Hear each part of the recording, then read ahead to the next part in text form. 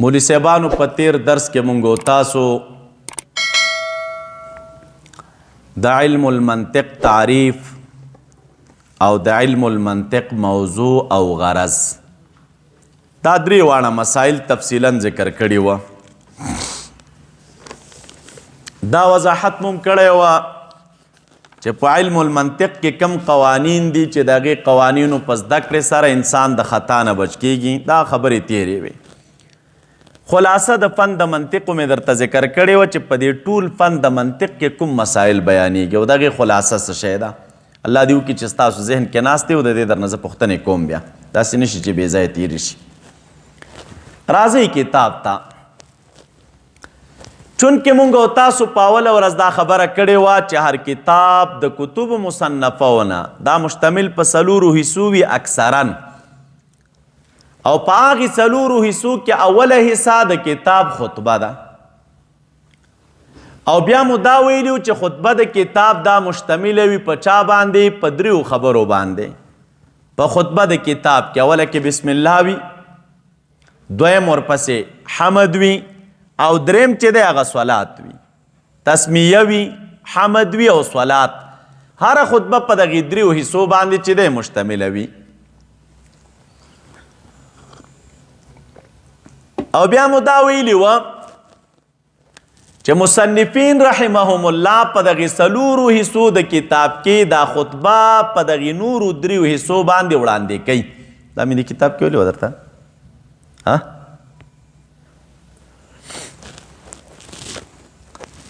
دا خطبه دوی په دغې نورو 3 حصو د کتاب باندې ولې مقدم کوي؟ په دې کې سر او راز څه شی دی؟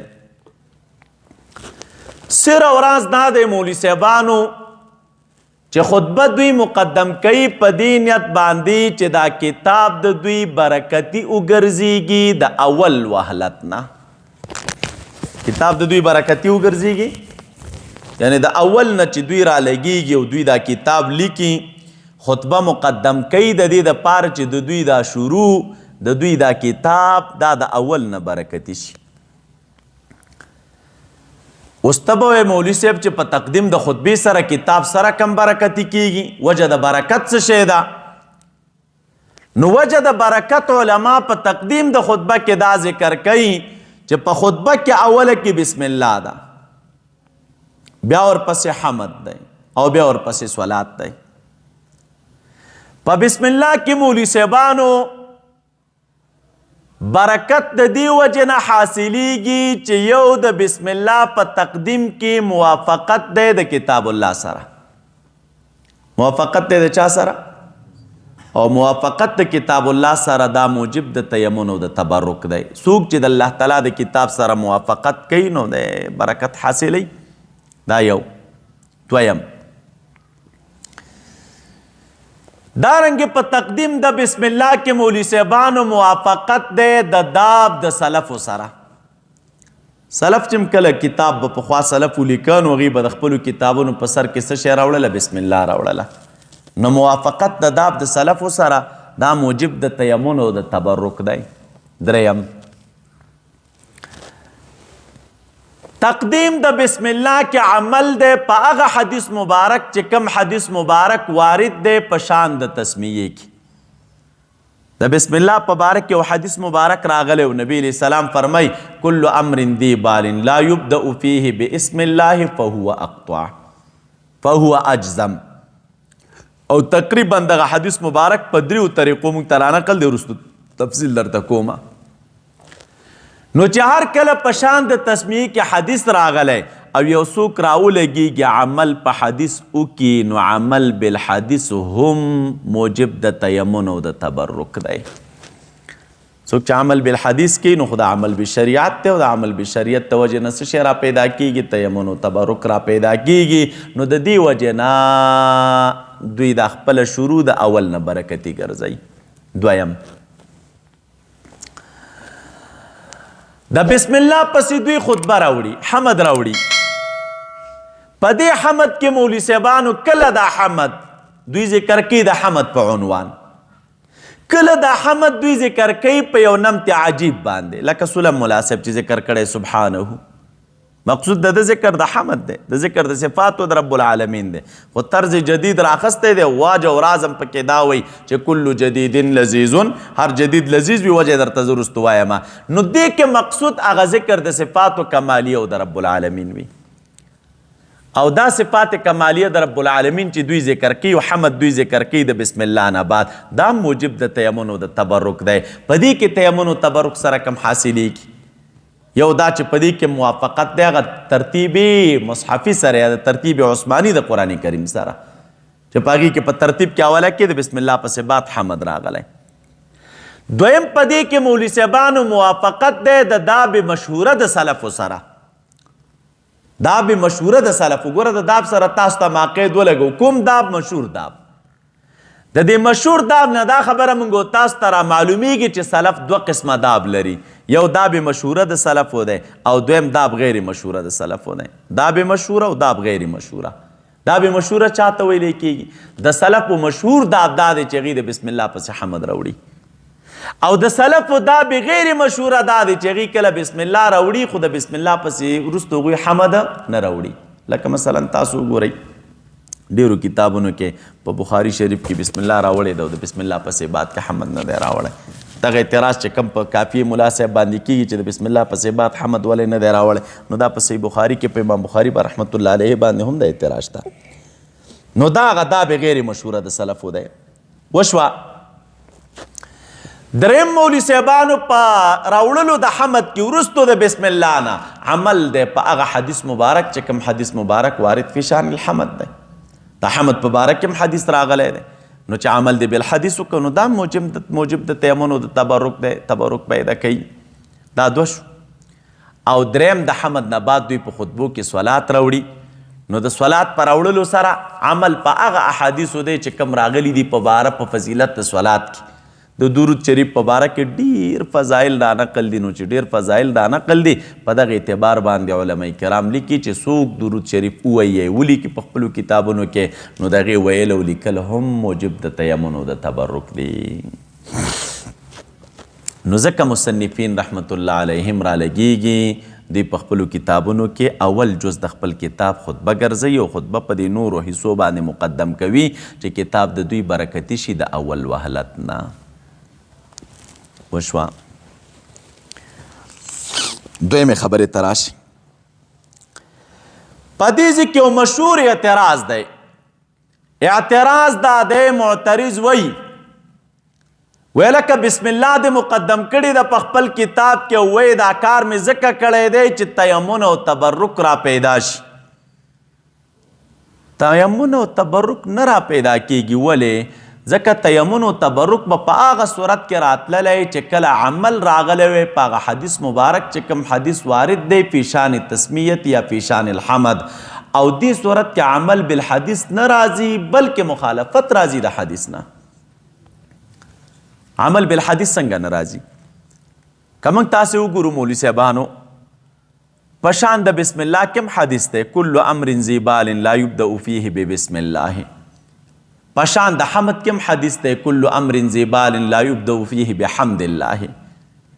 نو معترض وی په دې ځای کې وی عمل حدیث پشان د بسم الله کې هم راغلی او حدیث پشان د حمد کې هم راغلی، او په دې دوانو حدیثینو کې لا یبدأ ذکر ده او دا لا یبدأ مشتقی ده.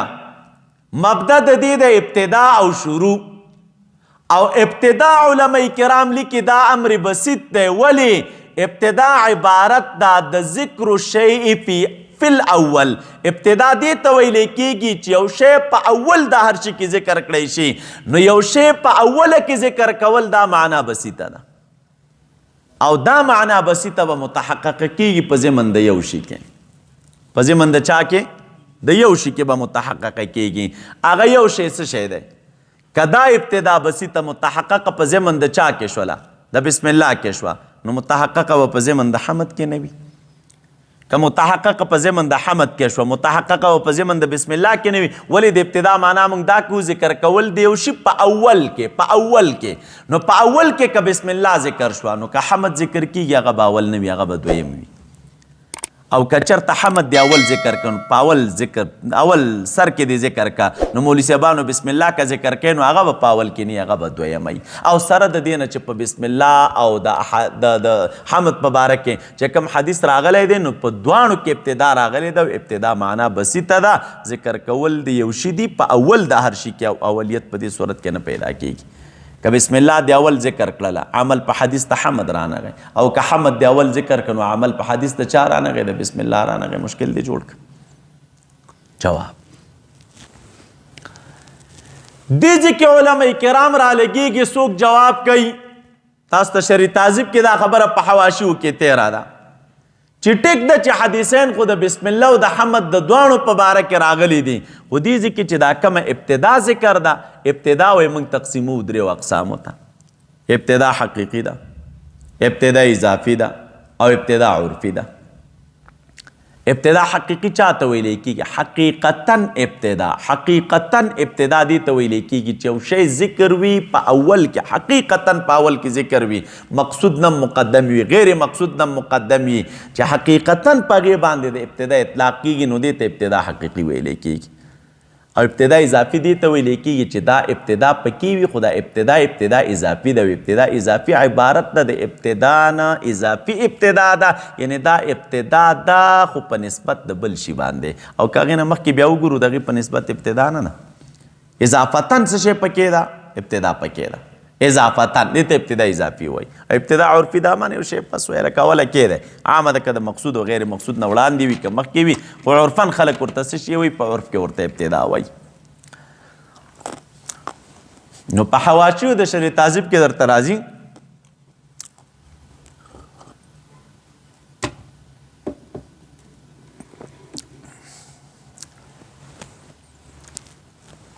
چې ابتدا درې قسمه ده او ابتدا د بسم الله مونږه حملو په ابتدا حقیقي باندې او ابتدا د حمد مونږ حملو په ابتدا اضافي باندې او یا دا ټول حملو په ابتدا عرفي باندې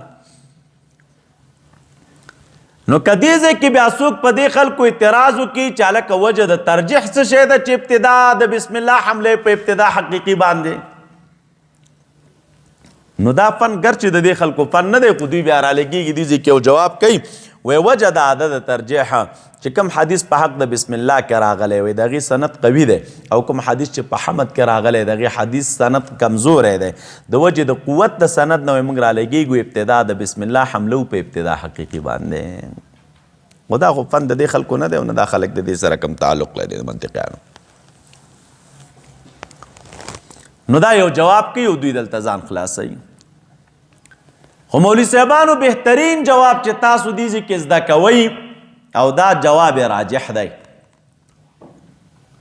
هغه جواب صاحب د مرعات کړی دی د مشکات چې کومه شرحه ده مرعات المفاتیح هغوی یو جواب کړی دی او خلاصه د هغې جواب دا ده دوی وایي یو قاعده یې راخستې هغه قاعده دا ده وای موږ چې وکتلې په دغې باب باندې دې کې درې قسمه روایات موږ او تاسو ته په مخه راځي درې قسمه یو روایت دا دی کل امر ذی بال لا یبدأ فیه باسم الله فهو اقطع دویم دی کل امر ذی بال لا یبدأ فیه بالحمد لله فهو اقطع دریم روایت په دې کې دا دی چې هغه روایت مسند احمد کې ذکر دی کل کلام لا یفتح فیه بذکر الله فهو اقطع یو طرف ته بالحمد لله راغلی دویم طرف ته بسم الله راغلی او دریم طرف ته مولوی صاحبانو بذکر الله راغلی درې قسم الفاظ راغلی بسم الله الحمدلله او ذکر الله چې دا درې قسمه روایات راغلي صاحب د مرعات په نقل د علامه سبکي چې هغه نقل کوي هغه دا قاعده راخستې ده وایي هر کله چې یو مطلق اذا قید بقیدین مختلفین یو مطلق چې کله وایي مقید کړی شي په قیدینو مختلفینو باندې یو مطلق دی او په هغې مطلق کې دوه مختلف قیدونه راغلل دوه مختلف قیدونه نو دا مطلق به په دې صورت کې حمل کولی شي په خپل اطلاق باندې حمل کولی به شي په چا باندې په خپل اطلاق باندې. او کله چې تا دا مطلق حمل که په خپل اطلاق باندې بیا عام دا کدا مطلق متحقق په ضمن د هر یو فرد کې شو نو عمل به راغلی وي په حدیث باندې. وایي دې ځای کې چې موږ وکتلې نو یو طرف ته راغله چې کل امر زیبال لا یفتح بذکر الله نو ذکر الله عام دی، دا مطلق دی، ذکر الله عام دی. نو ان مطلق اذا قید بقیدین مختلفین نو ګوره یو طرف ته ورته قید څه شی راغی کله راغله د ذکر الله سره کل امر زیبال لا یفتح بذکر الله، یو طرف ته راغله بسم الله، بل طرف ته راغله بالحمدلله. نو یو مختلف قید د بسم الله دی او دوی مختلف قید د چا دی د الحمدلله دی. نو چې دوه قیدین مختلفین راغلل نو مطلق د مقید که په قیدینو مختلفین وای دا به حملولی شي په چا باندې په خپل اطلاق او په خپل اطلاق به پرېښودی شي. وای دې ځای کې که اسم الله راغلی او دې ځای کې که الحمدلله راغلی نو مراد به د دې نه شروع وي بذکر الله، مراد به د دې نه شروع وي په چا باندې. او دغه شروع بذکر الله که متحقق په ضمن د تسمیه کې شول نو هم عمل په حدیث راغی، او که دغه شروع بذکر الله متحقق په ضمن د چا کې شول د حمد کې شو مولوی صاحبانو نو هم عمل بالحدیث راغی. په دې مسله باندې مازغه خلاص شو. نو د دې وجه نه وایي که چا بسم الله راوړې ده نو هم عمل بالحدیث کړی دی، او مولوی صاحبانو که چا الحمدلله راوړې ده هم عمل څه شی کړی دی بالحدیث کړی دی. ځکه مقصود په دې کې شروع د رب العالمین په ذکر ده، او شروع د رب العالمین په ذکر که په ضمن د بسم الله کې راغله او شروع د رب العالمین په ذکر که په ضمن د الحمدلله کې راغله نو عمل بالحدیث راغی. او چې عمل بالحدیث راغی نو اوس معترض ته ووایي چې عمل بالحدیث راشي نو تیمم او تبرک خپله را پیدا کېږي. او کته وایي چې هلکه تیمم او تبرک نشته ځکه عمل بالحدیث نشته نو خبره دی دروغ ده. عمل بالحدیث راغلی دی ځکه مقصود الته ابتدا بذکر الله ده، ابتدا بذکر الله عامه ده، که په ضمن د تسمیه کې و هم صحیح ده او که په ضمن د حمد کې و نو هم صحیح وه. یعنی دا مقصود نه ده چې ابتدا په بسم الله باندې وکړې ابتدا په الحمدلله وکړه، مقصود دا ده چې ابتدا د رب العالمین په ذکر باندې وکړه. ورسېدې تاسو په دې باندې نو ځکه مصنفین رحمهم الله دوی را لګیږي په خپلو کتابونو کې په اوله مرتبه کې خطبه راوړي، ځکه دا تقدیم د خطبې په دغې دریو حصې د کتابونو باندې دا موجب د تیمن او د چا دی د تبرک. په دې سره څه شی را پیدا کېږي؟ تیمن او تبرک را پیدا کېږي. د داسې نورو ښکلو ویډیوګانو لپاره زموږ د الجامع دارالاحناف کابل یوټیوب چینل سبسکرایب کړئ.